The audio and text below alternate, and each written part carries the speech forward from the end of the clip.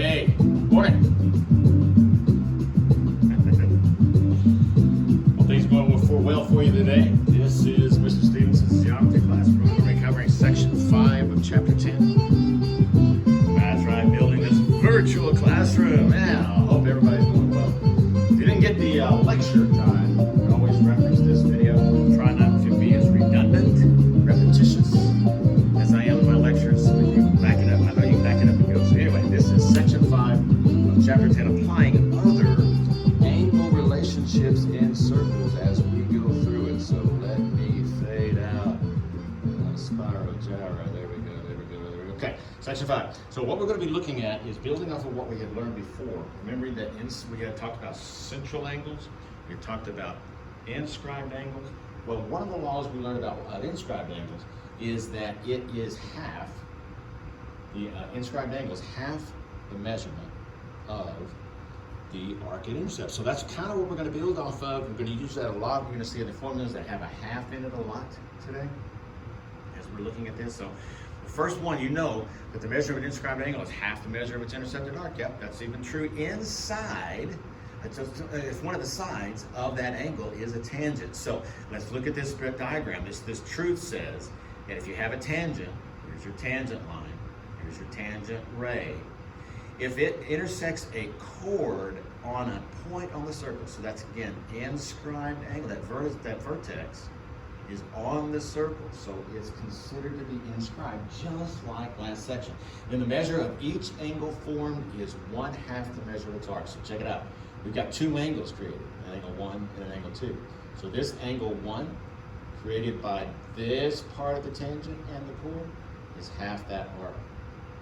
This angle 2, created by this tangent ray and the chord, is half the blue arc, the ACB, the major arc that you see here. So those are things that we can trust to be true anytime you have a tangent and a chord intersecting on the circle. So we can use that now to go through where they give you a diagram. They're telling you this arc AB is 130. You see that arc is intersected by this tangent ray and the chord crossing on the circle. So we know that the measurement of angle A is half of 130 or 65. Here again, they've given you a major arc, this ray, this tangent ray here, created with the chord KL. They tell you that measurement's 125. Well, how does that relate to this KJL arc, this major arc? Well, you know it's going to be double. So that's why it's 250. Pretty simple, pretty straightforward. Kind of building off of what we learned yesterday. Page 2. Here we're going to introduce you to different concepts. But you're going to see some familiarity with the formulas that we're going to be using, the equations that we're going to be learning. Now, how that relates these angles. So we already talked about inscribed. Two lines can cross, or chords can intercept so that they're on the circle.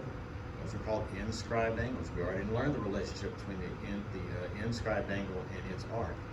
But here we've got a couple of lines that are intersecting inside. So that's not what we talked about last section. This creates 4 different angles. See how this is only 1 and 2, the vertical? 2 vertical angles, only creating 2. Well, here these lines create 4 that relate to the circle itself. So I've got these 4 angles. Well, we know that this angle measurement is the same as that one, because in chapter 1 we learned those were vertical. But these are inside the circle.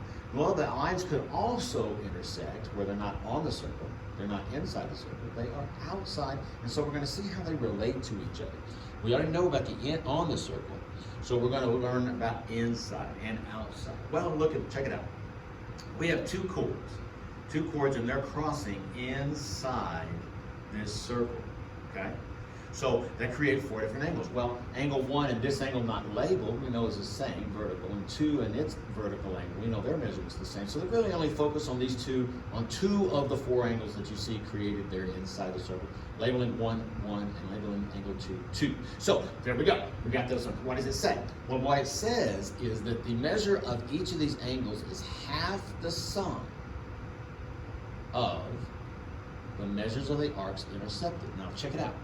Angle 2 intercepts this arc CB, but it also intercepts the arc AD. So you have that same angle. So those two same chords, they create these two angles. So it's not only the angle that it intercepts, and its vertical angle. That's what we're talking about. Sorry about that. I misspoke a little bit. It doesn't really create, or doesn't intercept this arc AD, but it does intercept the arc BC, and then we consider it with its vertical. Same thing with angle 1. It intercepts an arc DC, and then what we're going to do together, we're going to say that this angle 1 has a relationship between this arc, the arc it intercepts, and its vertical angle arc AD. So that's what they say. Well, what relationship is it? Well, they say what you do is you add the measurement of DC to AB and then half it. And that's the measurement of that angle 1. So the same thing for 2. You would add DC, add the measurement of arc AD, and then half it to the measurement of angle 2. So that's the relationship. I don't need to repeat that much, but I do want to give you this word picture that right now we're relating to each other virtually because of a virus. And if you stay inside and invade the 6-foot social distance, you could be adding the coronavirus to somebody. So if you're inside that social distance, you could be adding the coronavirus to each other. If you're inside the circle, you're going to be adding. The reason I'm giving you that word picture is to distinguish the formulas down here for when they're outside, then you're subtracting. Okay? So adding if you're inside, intersecting. We're going to subtract if we find the chords or the lines outside. So this outside, they give 3 situations. You've got a tangent line and a secant line, and a tangent that intersect outside. You've got 2 tangents that intersect outside. You've got 2 secants that intersect outside. So in those 3 cases, we're going to be subtracting arc measurements, not adding, because we're not inside the social distance. We're outside the social distance. So we're going to be taking away from the panic of spreading or sharing. We're going to be subtracting. We're subtracting if we're outside. We're adding if we're inside. We're adding to the coronavirus passively. People that get it? If we're inside social distance, we're outside. We're going to be subtracting the number of people that get the coronavirus if we're outside. So let's see what it is. Well, again, we're going to use the same arcs. If we got I've got a tangent and a secant, you see it intercepts 2 arcs. This arc that's further away from the angle, or bigger, and this arc below that's smaller. And what we do is subtract. We subtract the bigger minus the smaller measurement of arc, and then again we half. So the formulas are really saying that we're going to half every time. We're halving every time. We're halving that either sum if we're inside or difference if we're outside. So again, with 2 tangents, we see 2 arcs that are actually adjacent to each other, going to be connected. So we have PR and PR. So we have that bigger one minus the smaller one, and then we have it. And the XY, with the bigger one, minus the smaller one, and we have it. Those are the measurements of the angles that are created with each of those that are intersecting outside. So you see the difference inside? You have a sum, you add the arcs, you subtract. You shouldn't have to repeat. This is the video. You can back it up if you want to see it. How do you use it? Well, they're going to give you an example here. Again, we have 2 chords inside, so we know we're going to add. We're inside that 6-foot social distance. Inside the circle, inside the circle, inside the circle. Danger, danger. Well, what do? You add to the coronavirus. You add the arcs that are created, or the arc that created by the X, intercepted by the X, and its vertical angle, or vertical angles arc. 130, 160, half it, you get 142. So those are things we're going to be looking at in those. Another example here is not intersecting inside but outside. So we got a tangent and we got a secant. Here's an arc of 178. What are we going to do at 178, 176, and 76 if we're outside the circle of the social distance? We're going to be taking away. That's right. We're going to be subtracting. So we're going to be minimizing, subtracting, lessening. So 178, 76 subtracted, divided by 2, that gives you the measurement of the angle X. Again, here's a more challenging, the last lesson of this section. It's a little more challenging than the others, so let me go through it and kind of step through it with you real quick. As a matter of fact, I might try to get up to the board and see if I can't show you the algebra a little bit to slow it down. So here we have northern lights, or it could be a satellite up here. And they're saying, they give you some information. They tell you this length is 4150. They tell you this length coming from the center of the earth is 4,000. So that's the radius. This is another chord that's actually intersecting outside. We're showing you this is a tangent and this is a tangent. So what we learned is this tangent is the difference, since we're outside, of this arc measurement minus this arc measurement halved. So that's how, so what they're wanting you to do is they're wanting you to measure the arc BC, or the portion of the earth for which the flash is visible, or the portion of the earth that receives the signal of this satellite. So he said everybody that lives on this portion of this two-dimensional rendering of earth will receive that signal or see that flash. So how are we going to measure that? That's going to be quite a few steps. So following what they're doing, again, if this is a radius and this is a tangent segment, what do we know about angle D? You're absolutely right, that's a 90-degree angle. So we have a right triangle here where we have a hypotenuse and a leg, HL. We know that this is the same hypotenuse, and we also have the same distance L hill for here, or leg, this length here for this triangle. So what do we know about these two triangles? You're absolutely right. We know they're congruent. How? HL. HL of two right triangles, the hypotenuse leg theorem that we learned back in chapter 3 or 4 or somewhere back in there.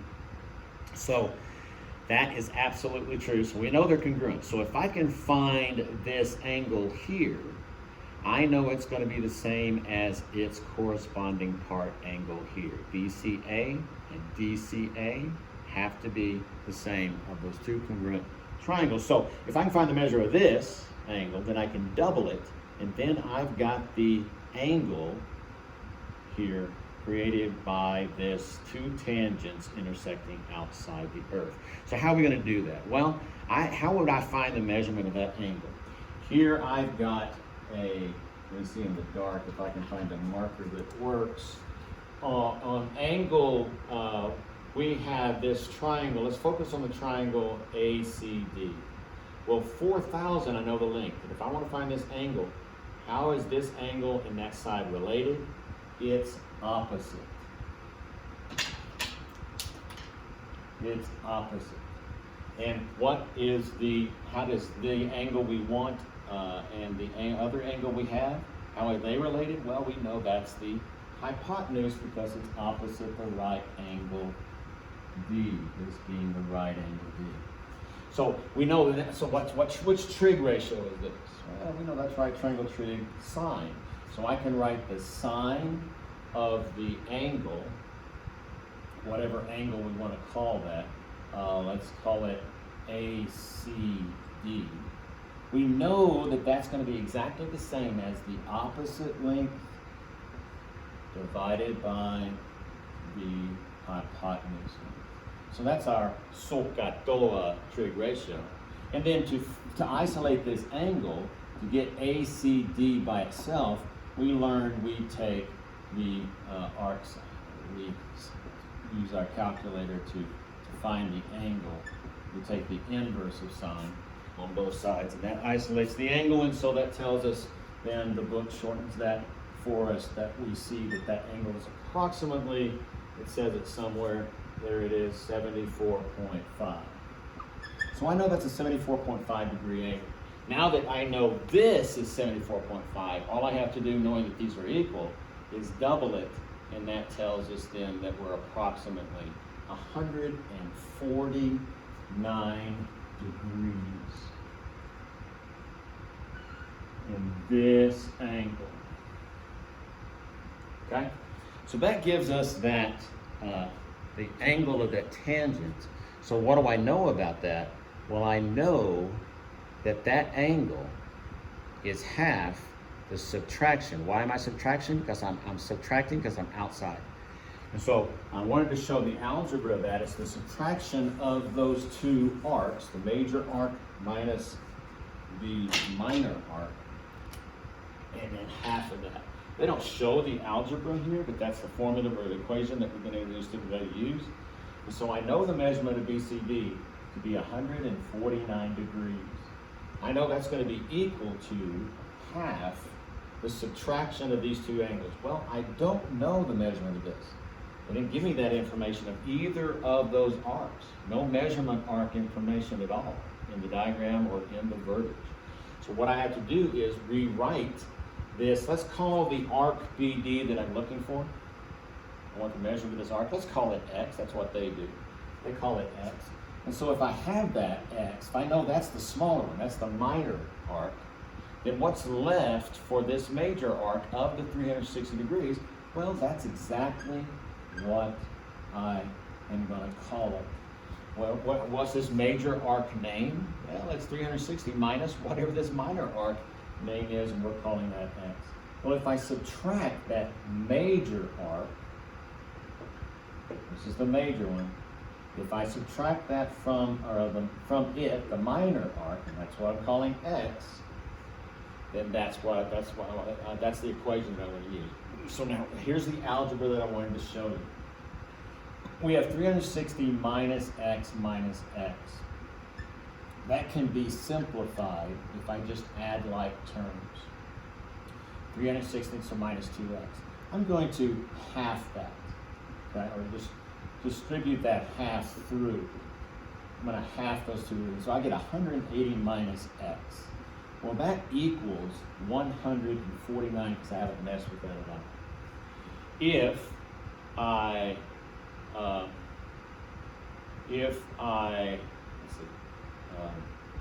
I'm solving for X now.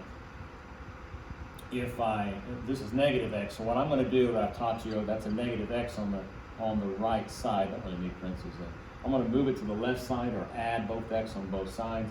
Then I'm going to subtract the 149 with its counterpart, and I get 31 degrees for X. So I just wanted to show you that algebra in the video so that you could replicate that in the practice problems that you have. So that's how you find the volume, or the amount, the measure of that arc, the amount of Earth. What measurement? 31 degrees of the entire Earth is going to receive that signal from the satellite or see the flash.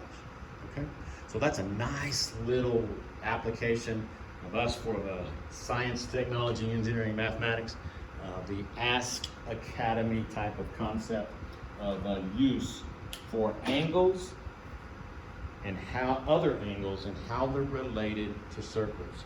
Go to my website, check out the problems to practice, look for the Gidgee, get those things done. Let's see what you get, what you don't get. We'll continue this process. Hey, I appreciate you. You're doing great. Keep up the good work. We are the Ask Academy.